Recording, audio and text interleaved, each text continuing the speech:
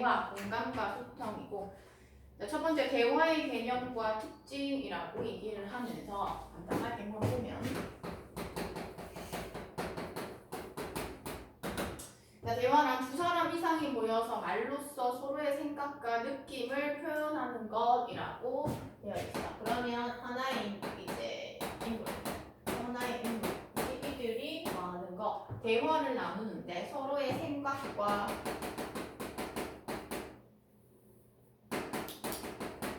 느낌을 나누는 것, 주고받는 것을 우리는 대화라고 얘기를 한대. 특징, 비교적 형식이 자유롭고 누구나 경험하는 가장 기본적인 의사소통이다. 그래서 보통은 우리가 대화할 때 특별한 형식이 있지는 않고, 그리고 누구나 유치원생이든 아니면 어른이든 간에 누구나 경험할 수 있는 것. 자, 나름의 일정한 구조와 특성을 지닌다 라고 되어 있어요. 구조, 특성, 또 뒷얘기도 한데, 그래서 밑에 대화의 원리, 그리고 밑에 보면 협력의 원리, 공동성의 원리, 체면 유지의 원리 이렇게 돼 있어. 그래서 이게 개정되기 이전에는 사실은 이 원리들이 더 많았는데 여기서는 세 가지만 제시되고 있는 부분. 그래서 원활한 의사소통이 가능하다라고 되어 있고, 그 다음에는 두 번째 담화 관습.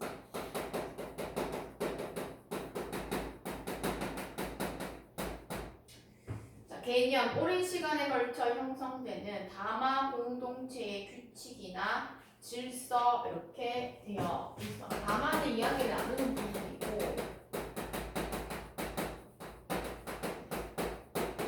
규칙 또는 질서를 우리는 담화 관습이다 한다. 자, 특징, 담화 공동체 내에서 자연스럽게 습득하고, 간습이라고 하는 것 자체가 자연스럽게 습득하고 이에 따라서 말하고 상대방의 말을 해석한다. 담화 관습은 자연스럽게 습득, 이에 따라서 상대방의 말을 해석한다.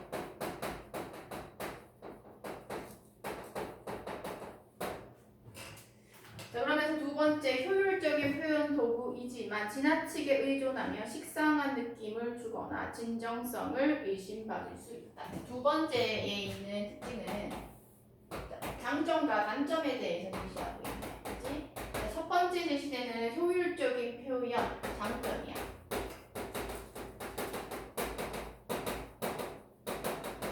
하지만 단점의 경우에는 너무 그것에 의존하게 되면 식상하게 되거나 진정성이 있나? 진정성에 대한 의심을 받을 수 있다.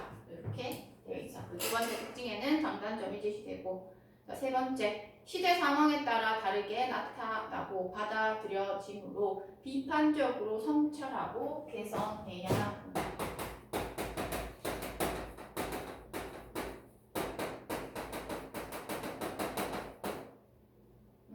비판적으로 성찰.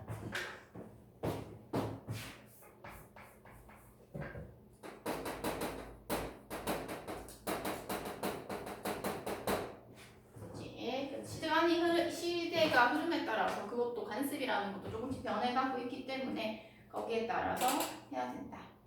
밑에 소단원 정리하기 갈래 설명문이야. 설명문은 정보 전달을 목적으로 하는 게 특징이지, 우리가 중학교 때 했던 부분이야. 그래서 설명문 같은 경우에는 객관적이다, 그지? 특징 객관적이다, 또는 체계성이 있다, 이런 것들 나오면 맞는 표현이야. 성격, 설명적, 예시적, 제재, 세 가지 대화의 원리와 이를 지켜야 하는 이유. 주제, 원활한 의사소통과 좋은 관계 형성을 위해 대화의 원리에 대한 이해가 필요하다라고 얘기하지. 그래서 밑에 자, 대화 방법을 구체적으로 설명했다. 그리고 사례 제시해서 독자의 이해를 돕는다 정도 체크해 볼 수가 있다.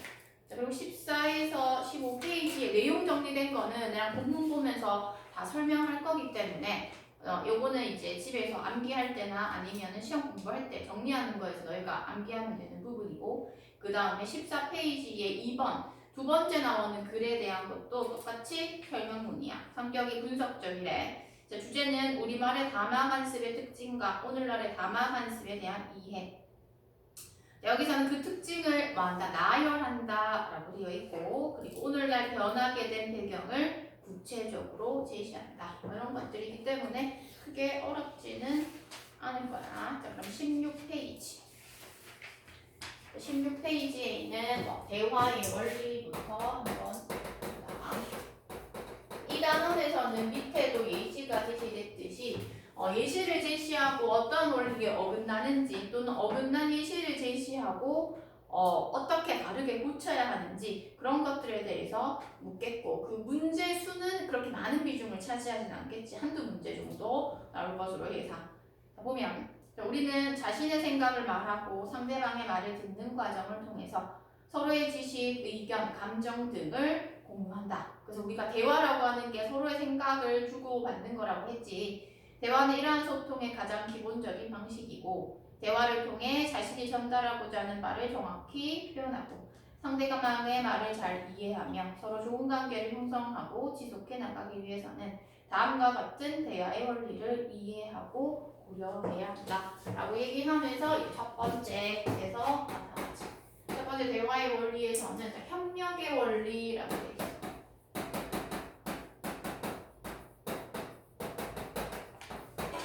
협력의 원리의 특징 보면, 대화는 서로 주고받는 것을 전제로 해서 일반적으로 사람들은 그 대화의 목적이나 요구에 맞게 대화를 하고 상대방도 이에 협력할 것을 기대한다. 협력의 원리에 따라 대화하기 위해서는 대화의 목적에 필요한 만큼의 정보를 제공한다라고 돼 있어. 특징을 설명하기 위해서 필요한 만큼의 정보 제공. 특징이다. 거기에 동그란 1 정도 적어주면 되겠지.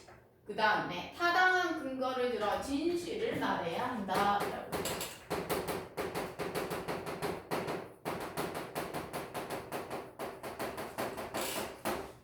그치? 그리고 세 번째, 대화의 목적이나 주제에 관련된 것을 말해야 한다.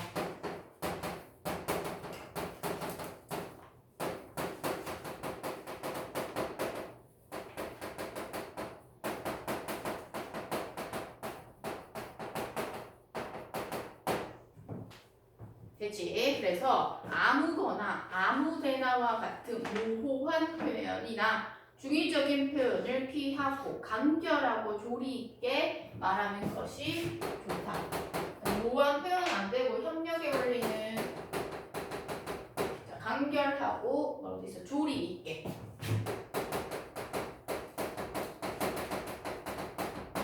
그렇다는 건 조금 더 정확하게, 명확하게 얘기해야 한다라고 볼 수가 있고, 그래서 이러한 주제나 목적에 맞게 설명을 해야지 대화에도 뭐 효율적이다 이렇게 얘기를 하는 부분이야. 그래서 보면, 자, 배고픈데 뭐 먹으러 가자. 뭐가 좋을까? 아무거나 라고 모호한 표현하면 안 된다고. 뭐 예를 들어서 난 중식 먹고 싶어 이렇게 얘기하면 대화가 되는데, 아무거나 뭐 되는 대로 이렇게 애매한 표현, 모호한 표현은 안 된다. 이렇게 우리가 파악할 수가 있는 부분이지. 되나? 그래서 그렇게 해서 그냥 명확하고 정확하고 그 주제에 맞게, 주제는 주제에 관련된 것들을 제외하고 다른 얘기하는 거 있지. 뭐 예를 들어 은채 오늘 점심 뭐 먹었어? 이렇게 얘기하면 나 오늘 햄버거 먹었어. 이렇게 얘기해야 되는데, 내가 어제 이모랑 있었는데 하면서 전혀 다른 주제에 맞지 않는 내용을 얘기하는 거 있지. 그런 것들 같은 경우에는 협력의 원리에 어긋난 표현이다 라고 볼 수가 있는 부분. 그치? 그 다음에 두 번째, 공선성의 원리라고 되어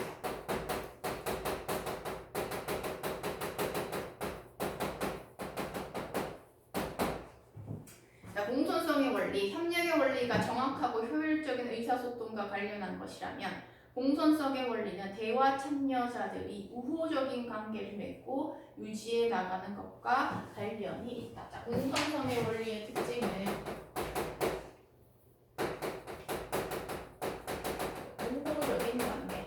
그래서 좀 더 협력의 원리에 비해서 공손성은 그 관계 중심이야. 얘는 정보가 맞아야 되고 정확해야 되고 하면, 얘네들은 이제 대화하는 사람들이 두 사람이 있다라고 얘기를 했을 때 그들의 관계를 유지해 나갈 수 있게. 그럼 공손성의 원리는 결국 상대방을 고려하는 말하기의 방법으로 공손하고 예절 바르게 주고받는 태도를 기반으로 한다. 그래서 A의 특징은 상대방을 뭐 해야 된다? 고려해야 한다라고 하는 거 특징. 그지? 그리고 공손하고 예절 바르게.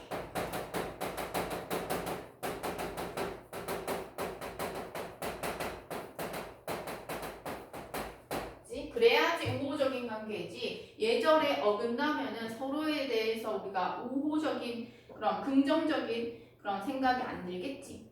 그래서 보면 너무 어두우니 불 좀 켜라고 말하는 것보다 그림 속 학생처럼 완곡하게 말하는 것이 대화를 이어나가고 관계를 발전시키는데 도움이 된다. 자, 우호적인 관계와 관련해서 얘기하는 거기 때문에 직설적인 것보다 간접적으로 거기에서는 뭐라고 돼 있어? 완곡하게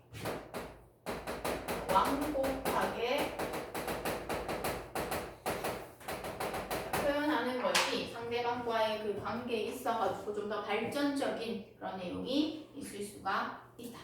자, 그래서 밑에 보면 책이 잘 안 보이네. 밖이 그새 어두워졌나 봐. 그러면 교실이 어둡지 내가 불을 켤게. 그럼 만약에 공손성의 원리에 어긋나면 뭐 예를 들어서 이지야 책 안 보이잖아. 왜 불 안 켰어? 이렇게 하는 거야. 그치? 불 켜. 이렇게. 아니면 이제 조금 날씨가 더워지기 시작을 하는데 우리가 창문을 닫고 있었는데 너무 더운 거야. 그렇게 얘기했을 때 날씨가 조금 더워. 이제 여름이 오려나 조금 교실 공기 답답하다. 이렇게 얘기하면 옆에 친구가 아 그렇지 나도 그래. 그럼 창문 좀 열게. 이렇게 돼야 되는 건데 야 이렇게 더운데 너는 왜 창문 안 열었어? 빨리 창문 열어. 이렇게 하면 공손성의 원리에 어긋난다는 거지. 그러면 그 상대방이 그 말을 들었을 때 기분이 나쁠 수 있고 그러면 우호적인 관계를 유지할 수가 없다라고 하는 게 이제 두 번째 그 대화의 원리다라고 볼 수가 있어. 자, 그다음 세 번째 17페이지 체면 유지의 원리.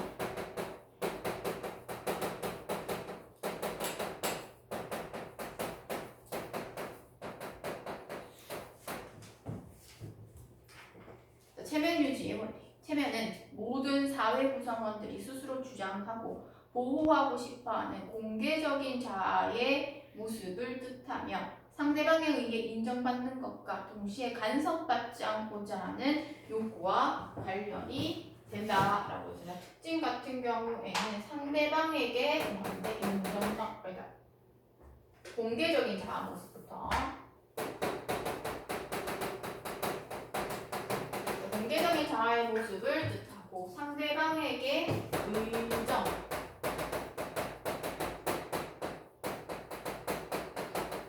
하지만 인정받는 건 원하는데 또 간섭받는 것은 원하지 않는 원리가 체면 유지의 원리와 관련이 되어 있대. 체면 유지의 원리는 이러한 체면을 지키고자 하는 자신과 상대방의 욕구를 만족시키기 위해서 노력해야 한다는 것이다.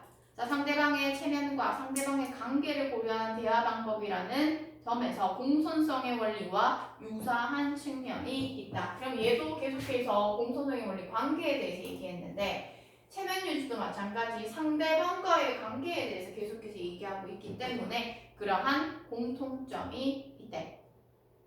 자, 상대방의 요청을 단번에 거절하거나 그림과 같이 여러 사람 앞에서 상대방의 잘못을 비방하는 것은 상대방의 체면을 위협하는 행위이다 라고 되어 있어. 자, 단번에 너무 단호하게 거절 또는 잘못을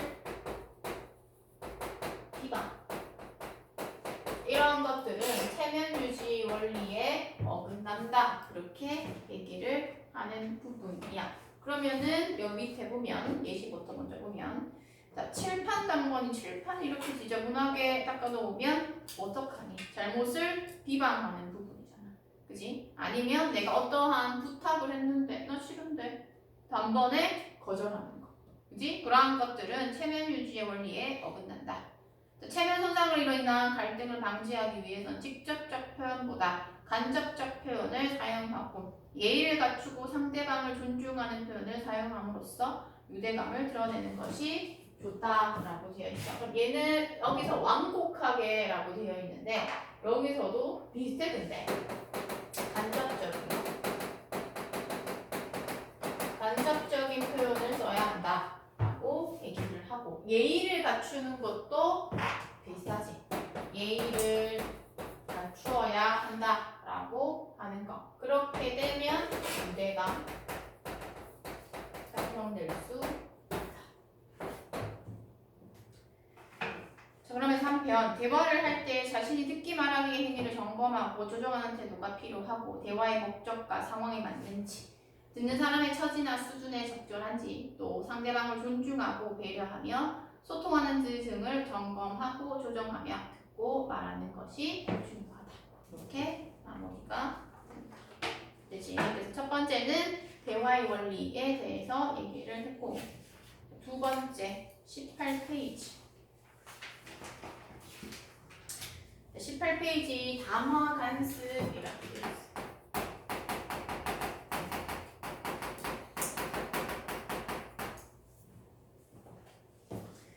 담화간습, 언어 공동체에 속한 사람들은 말할 때 자신을 둘러싸고 있는 사회 문화적 환경의 영향을 받을 수밖에 없다. 우리나라의 문화와 역사를 잘 모르면 우리말을 온전히 사용하기 어렵고 우리의 담화간습을 잘 모르면서 의사소통 상황에서 곤란을 겪을 수 있다. 우리 담화의 간습은 공동체 의식을 바탕으로 의사소통의 맥락을 중요시한다. 특징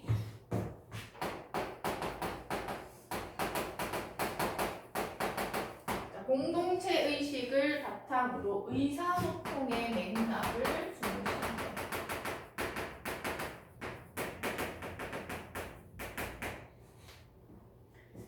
예로부터 한국 사회는 예절을 중시하고 가족 중심의 공동체 의식이 강했고 오랜 기간 농사를 짓고 살면서 시족 공동체를 이루고 두레라고 하는 거 19페이지 어휘풀이에 있어. 농민들이 농번기에 농사일을 공동으로 하기 위해 부락이나 마을 단위로 만든 주식이래. 그래서 협동 작업을 하면서 마을 공동체를 강조하고 개인보다는 집단을 우선시했기 때문이다. 그리고 이러한 문화를 바탕으로 의사소통의 상황 및 상대방과의 관계를 고려하는 다음과 같은 담화 간습이 생겨난다라고 얘기를 해. 첫 번째 말의 신중함을 강조하는 담화 간습이다.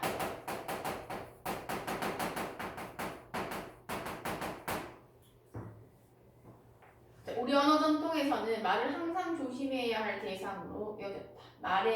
말하는 이의 인간됨이 모두 드러나기 때문이다 라고 되어 있어. 우리가 얘기하지 그 말을 보면 그 사람의 인성이 보인다 이런 말, 그 다음에 그 사람의 성품이 보인다 이런 말 많이 해. 그래서 여기서도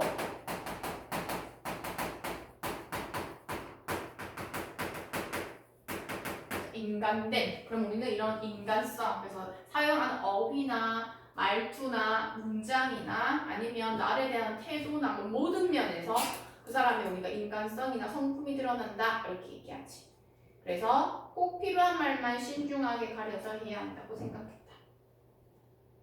그래서 우리 말에는 말을 함부로 하지 말라거나 상황과 관련해서 적절하게 표현해야 한다는 속담이 많다. 뭐 어떤 거 있어? 뭐 가만히 있느니 이제 말을 하는 참의 중간이라도 낫다 뭐라고 얘기하면서 그런 속담들이 제시되지. 그러면서 이러한 담화 간습은 여기서는 장단점 이런 것들이 된다. 첫 번째, 이 말의 신중함에 있어의 장점은 말 실수를 적게 할 수 있다. 굉장히 좋은 장점이네. 그지? 말 실수를 적게 할 수 있다. 신중하게 생각하고 하니까. 한편 자신의 의견을 제대로 밝히지 못할 수도 있다. 말 실수할까봐 말하고 싶은 것도 참고 생각을 한다라고 하는 부분에 있어가지고 의견 제시를 제대로 못할 수가 있다라고 하는 그런 장단점이 있구나 정도.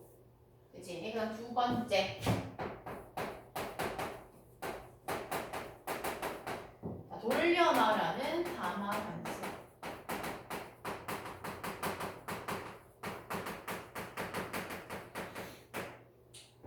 우리는 상대방과의 관계를 고려해서 빈말이라도 호감, 호의를 표현하고 싶어 하며 체면을 중시한다라고 해요. 빈말, 우는 우호적 관계를 유지하기 위해서, 그지? 아니면 호감과 호의라고 돼 있네.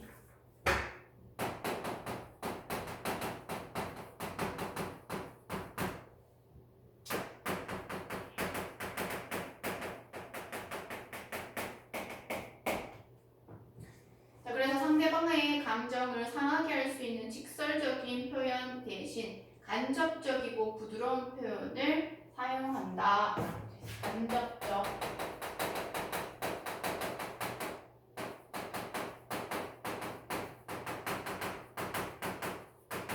자, 부드러운 표현을 사용한대. 이와 같은 완곡하게 돌려 말하는 화법은 장점이다. 이것도 장점과 단점. 장점. 얘는 편안한 분위기를 조성하여서 인간관계에서 긴장감을 줄이고 서로 간의 곤란한 상황을 피할 수 있다.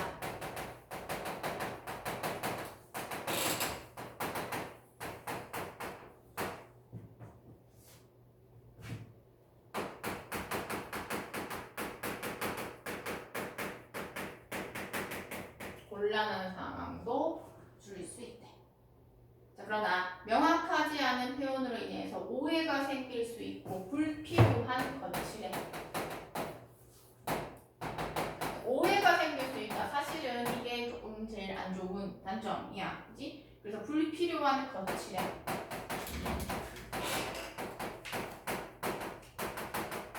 겉으로 너무 보이는 건 아니지.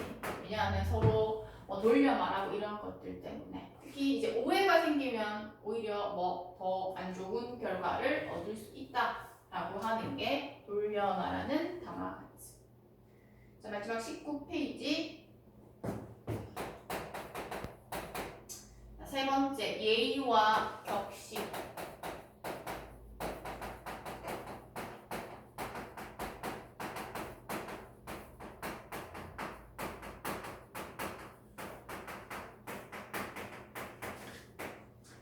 예의와 격식을 중시하는 담화관습은 우리나라는 예부터 남녀노소, 신분, 친소 등 여러 관계에 따라 사회 구성원들을 나누고 각 관계에서 격식을 중시한다. 자, 그러다 보니 상하관계를 규정하고 서로 간의 질서를 강조하여 자연스럽게 윗사람의 겸양과 아랫사람의 공손, 윗사람의 겸양, 아랫사람의 공손.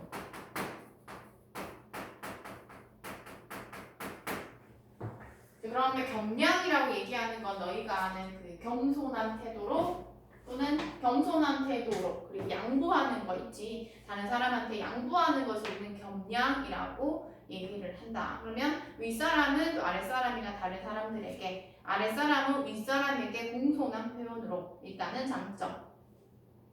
하지만 그 중요시하는 언어 문화가 형성되었다. 야, 우리말에서 대상을 높인 어휘가 다양하게 발달한 것과 상대방에 따라 높임 방법이 달라지는 것도 이러한 문화의 소산이다라고 되어 있지. 이렇게 해서 지금 외국이랑 다르게 우리나라 같은 경우에는 높임법, 낮춤도 있고 높임도 있고 특히 높임의 발달이 있는 사회 그 나라이기 때문에 이러한 것들이 이런 예의와 격식을 중시하는 데에서 비롯되었다. 자, 우리말에서 대상으로 그러면서 격식을 중시하는 문화는 겸양과 공손의 태도로 타인을 배려한다는 장점이 있지만 이라고 되어 있어. 장점.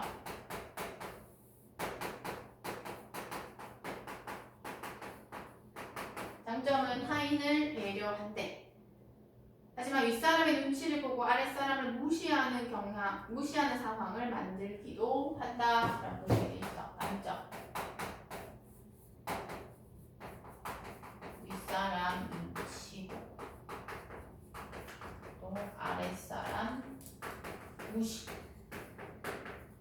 그래서 이 마지막 단점 같은 경우에는 평소에 이제 생활하면서도 있지만 나중에 이제 사회생활하면서, 그지? 그때 당시 이러한 단점을 우리가 느끼는 부분이 있을 거야.